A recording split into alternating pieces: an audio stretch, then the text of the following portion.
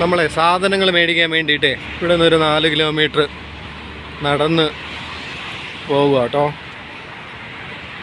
Weekend parking ആണ്ട് ഈ highway സൈഡിൽ വണ്ടി കൊണ്ടുവന്ന് പാർക്ക് ചെയ്തു. അപ്പോൾ ഇവിടെ നിന്ന് ഗൂഗിൾ മാപ്പ് സെർച്ച് ചെയ്ത് നോക്കിയപ്പോഴത്തേക്ക് 4 കിലോമീറ്ററിനകത്തൊരു ഷോപ്പുണ്ട്. അപ്പോൾ അങ്ങോട്ട് നടന്ന് പോകാനുള്ള പരിപാടിയാണ്. അതുവഴി പോകണം. അപ്പോൾ പോകുന്ന വഴിക്ക് നമുക്ക് ഈ ലൈസൻസിനെ പറ്റിയുള്ള കാര്യങ്ങൾ എന്താണെന്നുള്ളത്, എന്തൊക്കെ പേപ്പർ റെഡിയാക്കണം എന്നുള്ളതിനെ പറ്റിയൊക്കെ അറിയാം. ഇങ്ങോട്ട് വരുന്നവർക്ക് ഉപകാരപ്പെടുമെങ്കിലോ. അപ്പം നമ്മൾ താണ്ട് ഇങ്ങനെ നടന്ന് ഇതുവഴിയാണ് പോകാനായിട്ട് മാപ്പ് പറയുന്നത് കേട്ടോ.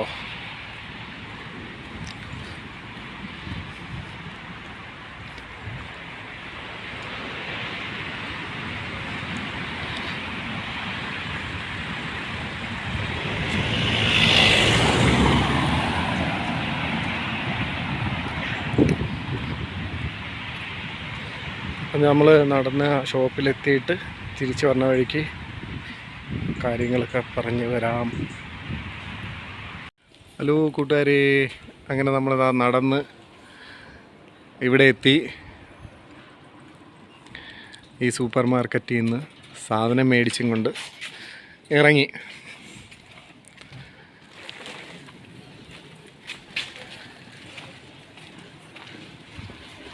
സൂപ്പർ മാർക്കറ്റിൽ നിന്ന് സാധനവും മേടിച്ചും കൊണ്ട് ഇറങ്ങി നടന്നു.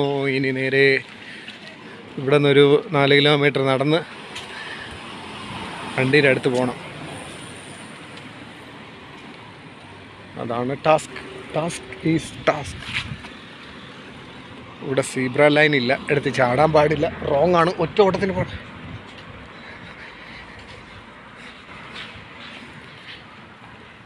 എങ്ങനെയുണ്ട് ഭംഗി എന്നല്ലേ വീടുകൾ.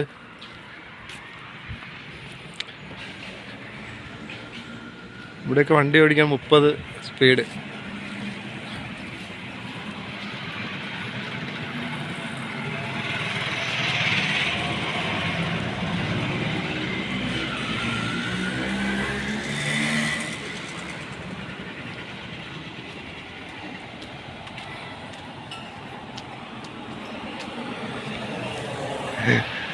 അല്ലെങ്കിൽ നമ്മളെ തന്നെ നോക്കിക്കൊണ്ട് പോവുക.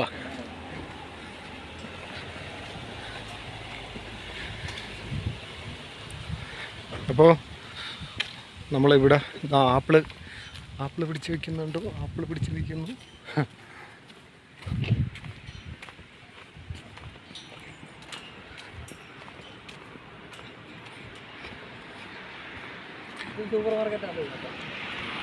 അതും സൂപ്പർ മാർക്കറ്റ്. അത് ബിയർ പാർലറടാ. കുപ്പികൾ മാത്രമേ ഉള്ളൂ അവിടെ. കുപ്പികൾ മാത്രമുള്ള വൈൻ ഷോപ്പ്. എങ്ങനെയുണ്ട് വീട്ടിൻ്റെയൊക്കെ സെറ്റപ്പ് തന്നെയല്ലേ, ഗാർഡൻ.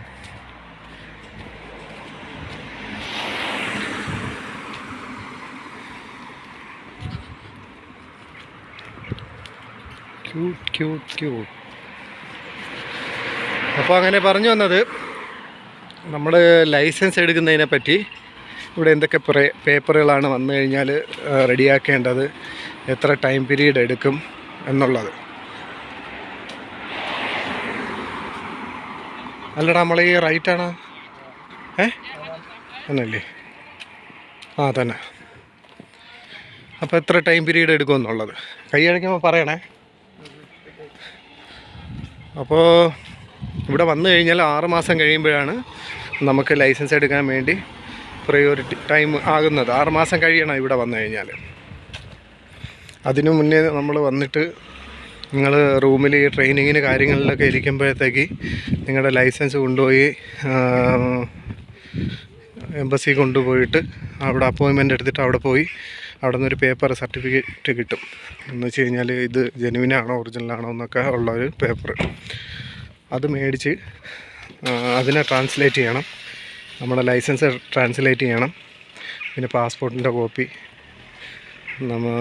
വിസ കോപ്പി, നമ്മൾ താമസിക്കുന്ന അക്കോമഡേഷൻ്റെ പേപ്പർ, അതെല്ലാം നിങ്ങളുടെ ഈ ഇതിൽ കാണും, ഏതിൽ ഈ വർക്ക് പെർമിറ്റിൽ ഉണ്ടായിരിക്കും.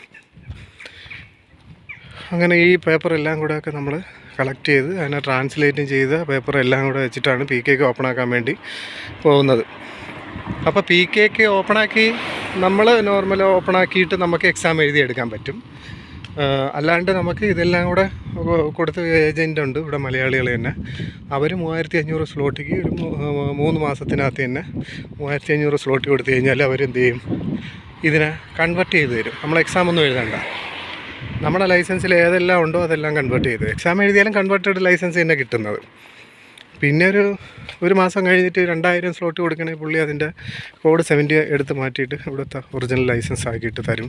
അങ്ങനെയുണ്ട് സെറ്റപ്പ്. അപ്പോൾ ഇതൊക്കെയാണ് ഈ ലൈസൻസിനെ പറ്റിയുള്ള ഒരു സംഭവം. ലൈസൻസ് പഠിച്ചെഴുതുന്ന താല്പര്യമുള്ളവർക്ക് പഠിച്ചെഴുതി കഴിയുമ്പോൾ കുറേ കാര്യങ്ങൾ മനസ്സിലാവും, ഇവിടുത്തെ റൂൾസ് കാര്യങ്ങൾ എന്താണെന്നുള്ളത്. പഠിക്കാതിരുന്ന് കഴിഞ്ഞാൽ അതിനെപ്പറ്റി മനസ്സിലാക്കാൻ വലിയ ബുദ്ധിമുട്ടായിരിക്കും.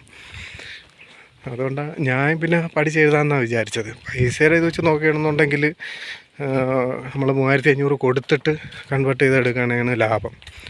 മറ്റേ വണ്ടിയിൽ നിന്ന് ഇറങ്ങണതും അതും ഇതെല്ലാം കൂടെ ആകുമ്പോൾ നമുക്ക് നഷ്ടം, പഠിച്ചെഴുതുന്നതിൽ നഷ്ടം കുറേ സംഭവിക്കും. അങ്ങനെ ഞാനും അമലും തീരുമാനിച്ചത് പഠിച്ചെഴുതാമെന്നുള്ളത് തീരുമാനിച്ചിട്ടാണ് അങ്ങനെ ചെയ്തത്. അപ്പോൾ എനിക്കിനി ഇതും കൂടെ പാസ്സാവാണ്ട് അതിനുള്ള സമയം കിട്ടുന്നില്ല.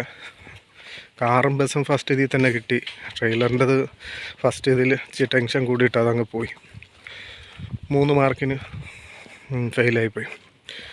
അപ്പോൾ അങ്ങനെയാണ് കാര്യം. 74 മാർക്കിൽ 68 മാർക്ക് നമ്മൾ മേടിക്കണം. 32 ക്വസ്റ്റ്യനാണെന്ന് തോന്നുന്നു. അതിൽ 2 മാർക്കിൻ്റെയും 3 മാർക്കിൻ്റെയും 1 മാർക്കിൻ്റെയും ഉണ്ട്. ഒരു ചോദ്യത്തിന് 3 മാർക്കുള്ളതുകൊണ്ട്, 2 മാർക്കുള്ളതുകൊണ്ട്, 1 മാർക്കുള്ളതുകൊണ്ട്.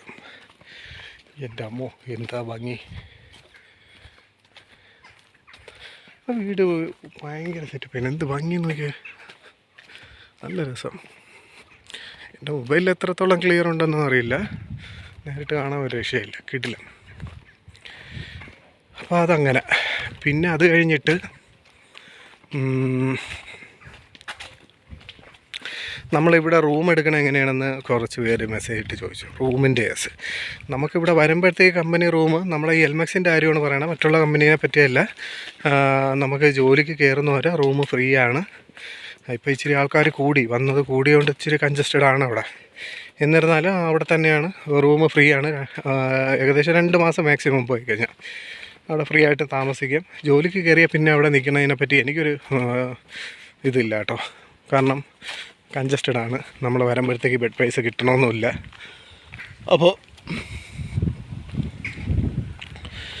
നമ്മൾ വേറെ റൂം എടുത്ത് മാറും. നമ്മളിപ്പോൾ ഒരു 6 ബെഡിൻ്റെ ഒരു ചെറിയ റൂം, അടുക്കള, ബാത്റൂമൊക്കെ ഉള്ളത് എടുത്തത് 3300 സ്ലോട്ടിയാണ് മന്ത്ലി. അതിലിപ്പോൾ 9 പേര് താമസിക്കുന്നുണ്ട്. റൂം എപ്പോഴും ഈ വീക്കെൻഡ് തന്നെ അവിടെ ഒരാളേ ഉള്ളൂ, 2 പേരേ ഉള്ളൂ. അപ്പോൾ അങ്ങനെ കാലിയായിരിക്കും, മനസ്സിലായോ? അപ്പോൾ അതുകൊണ്ട് എന്താ പറയുക, റൂം എപ്പോഴും ഫ്രീ ആയിരിക്കും. ചിലപ്പോൾ 2, 3, 4 പേരൊക്കെ ചിലപ്പോൾ വീക്കെൻഡിലൊക്കെ വന്നു. അപ്പോൾ അതുകൊണ്ട് നമ്മൾ 9 പേരെ ഇപ്പോൾ വെച്ചിട്ടുണ്ട്. 9 പേരിൽ കൂടുന്നില്ല. കൂട്ടിക്കഴിഞ്ഞാൽ പിന്നെ അത് ഭയങ്കര ഇതാകും, ബുദ്ധിമുട്ടാകും. സാധനങ്ങൾ, ലഗേജ്, വണ്ടിയിൽ നിന്ന് ഇറങ്ങുമ്പോഴാണെങ്കിൽ ഉള്ള സാധനങ്ങളെല്ലാം കൊണ്ടുവയ്ക്കാൻ ഭയങ്കര ഇച്ചിരി ബുദ്ധിമുട്ടാകുന്നത്. 2-3 പേർക്ക് ഒരുമിച്ച് അങ്ങനെ വണ്ടിയിൽ നിന്ന് ഇറങ്ങി കഴിഞ്ഞാൽ അവരെ സാധനങ്ങൾ വെക്കാനായിട്ടൊക്കെ ഭയങ്കര ബുദ്ധിമുട്ടുണ്ടാകും. അപ്പോൾ അങ്ങനെയുള്ള കാര്യങ്ങളുണ്ട്. ഓരോ വീടിൻ്റെ ലാൻഡ്സ്കേപ്പ് കാര്യങ്ങളെല്ലാം സെറ്റാണ്, നല്ല ഭംഗി. അങ്ങനെ നമ്മൾ നടന്നതാ വീണ്ടും ഇവിടെ തിരിച്ചെത്തിയിരിക്കുകയാണ്.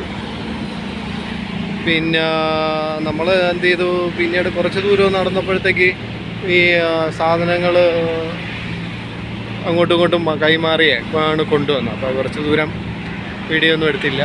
തിരിച്ചിവിടെ എത്തി. ഇനി ബാക്കിയുള്ള ചിക്കനൊക്കെ മേടിച്ചു. ചിക്കനൊക്കെ ഒന്ന് കഴുകി വെട്ടി വൃത്തിയാക്കിയിട്ട് കറിയൊക്കെ വെച്ച് കഴിക്കണം. അപ്പോൾ നിങ്ങൾ വീഡിയോ ഇഷ്ടമായാലും ഇല്ലെങ്കിലും സപ്പോർട്ട് ചെയ്യുക, ഷെയർ ചെയ്യുക. ഞാൻ പിന്നെ ഇതിൽ എൻ്റെ വാട്സപ്പ് നമ്പർ കൊടുത്തേക്കും ഇൻബോക്സിൽ. ആവശ്യക്കാർക്ക് എന്തെങ്കിലും ഇങ്ങോട്ട് വരുമ്പോഴോ എന്തെങ്കിലും സാധനങ്ങൾ കൊണ്ടുവരുന്നതിനെ പറ്റിയോ എന്തെങ്കിലും നിങ്ങൾക്ക് ആവശ്യമുള്ള കാര്യങ്ങൾ എന്നെ വിളിക്കാണ്ട് മെസ്സേജ് അയച്ച് വോയിസ് മെസ്സേജ് അയച്ചു കഴിഞ്ഞാൽ ഞാൻ എല്ലാവർക്കും റിപ്ലൈ കൊടുക്കുന്നുണ്ട്. ഞാൻ നിങ്ങൾക്ക് എല്ലാവർക്കും റിപ്ലൈ തരുന്നതായിരിക്കും. എന്തൊക്കെ വേണം, കൊണ്ടുവരണം, ആവശ്യമായ സാധനങ്ങൾ ഒട്ടുമിക്ക ആൾക്കാർക്ക് ഇപ്പോൾ അറിയാം എന്തൊക്കെയാണ് കൊണ്ടുവരേണ്ടതെന്ന്. എന്നിരുന്നാലും ലൈസൻസിനെ പറ്റിയായിരുന്നാലും ഇതൊക്കെ എവിടെ നിന്നാണ്, എങ്ങനെയാണ് ട്രാൻസ്ലേറ്റ് ചെയ്യാൻ, ആരെ കോൺടാക്റ്റ് ചെയ്യണം എന്നൊക്കെ ഉള്ള എന്തെങ്കിലും ആവശ്യങ്ങൾ നിങ്ങൾക്ക് അറിയണമെന്നുണ്ടെങ്കിൽ